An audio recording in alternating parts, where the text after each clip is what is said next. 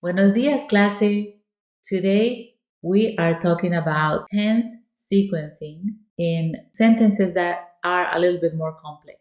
Sentences that have a main clause and a subordinate clause. What tense do we need in the subordinate clause if in the main clause we have the present or the future tense? That's what we're talking about today. Now, when we are English speakers, we tend to use indicative for everything. So if I am trying to say, oh, I'm happy you arrived on time, we might try to translate it and use indicative for everything. So we might try to say something like, oh, me alegro de que viniste. However, we needed subjunctive in that subordinate clause. Why subjunctive? So earlier I mentioned subjunctive mood.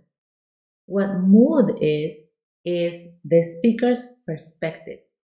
And so when we're talking about the subjunctive mood, we are saying that something had the potential to happen, or something has the potential to happen today or tomorrow, right? That is something that I, as a speaker, am expecting to happen, but it hasn't happened yet. Or maybe it did happen, but I am not the person who completed that action, so therefore I cannot use the indicative. I have to use the subjunctive to express that that is a potential action that took place or that is taking place or that will take place. That's why we use the subjunctive. It is to express the perspective of the speaker, to communicate that an action may happen or may have happened, okay? And sometimes we even may know for sure that it happened, but or that it will happen, but when I say it in the subjunctive, I am not committing myself as a speaker.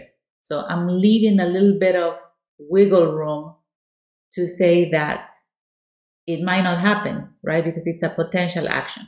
All right. This is all going to become clear when we take a look at some examples. So let's do that. All right. So as we said, in the cláusula principal, the main clause of a sentence, what happens if you have either the present or the future?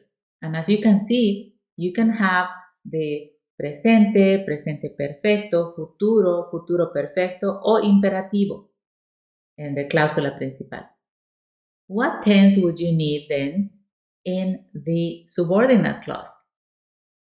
And so in the subordinate clause, you may need the present subjunctive for things that are happening or are going to happen today or in the future. Or you may need the present perfect subjunctive for an event that occurred or that may have occurred. Okay, so let's take a look at some examples. Now, I put them all in one slide for you because that way you can see all of the examples just in one shot. But let's take it step by step. Let's take a look at the very first sentence. So, the first sentence says, dudo que Pablo llegue a tiempo. Dudo is in the main clause. And as you can see, it's in the present tense. Now, that Pablo arrives is a potential action. Pablo may arrive on time, either today or tomorrow. And so for that, I am needing the present subjunctive.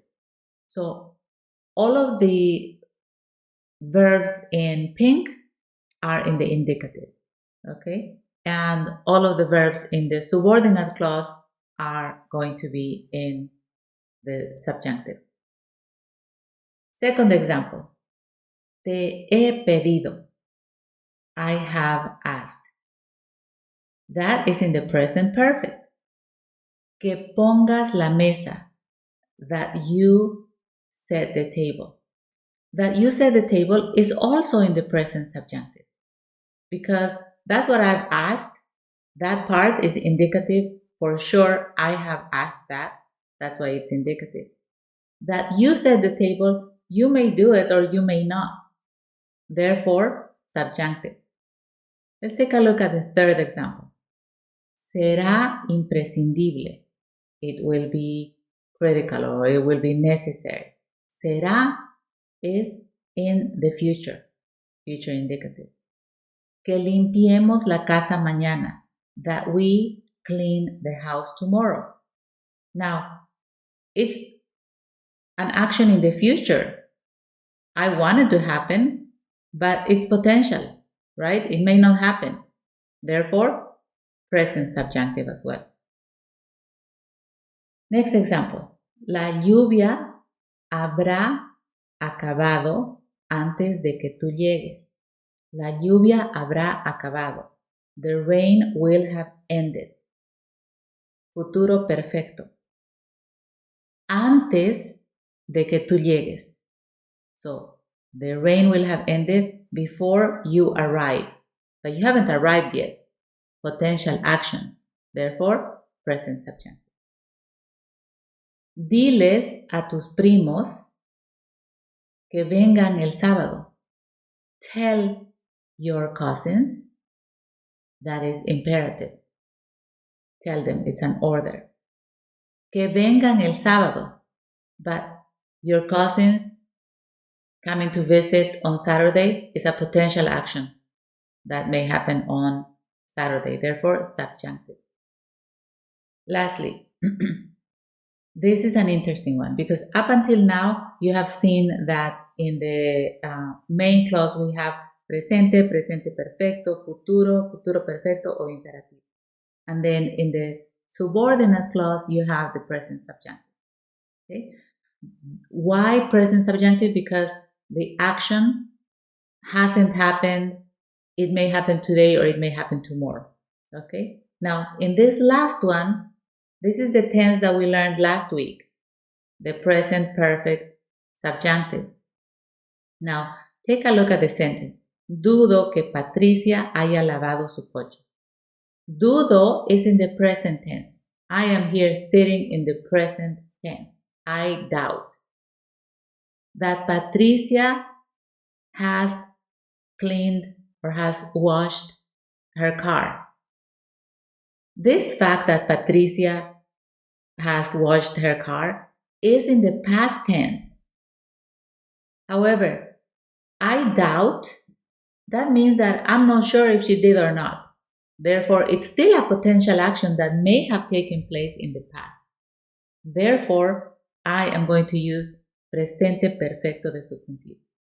So in this case, if you're expressing a doubt or an emotion for something that happened in the past, then you're going to need the present in the main clause and the presente perfecto de subjuntivo in the subordinate clause, because we're talking about a past potential action.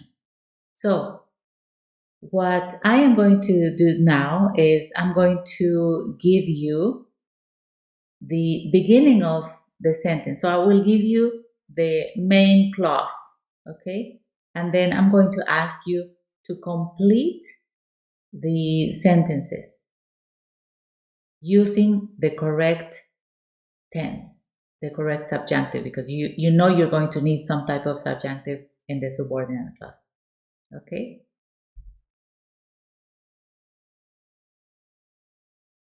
That's it for today. Don't forget to watch the second part. If you learned something new, please give me a like, comment, and subscribe. Adiós, amigos. Sigan estudiando. Les mando un abrazo y hasta la próxima. Adiós.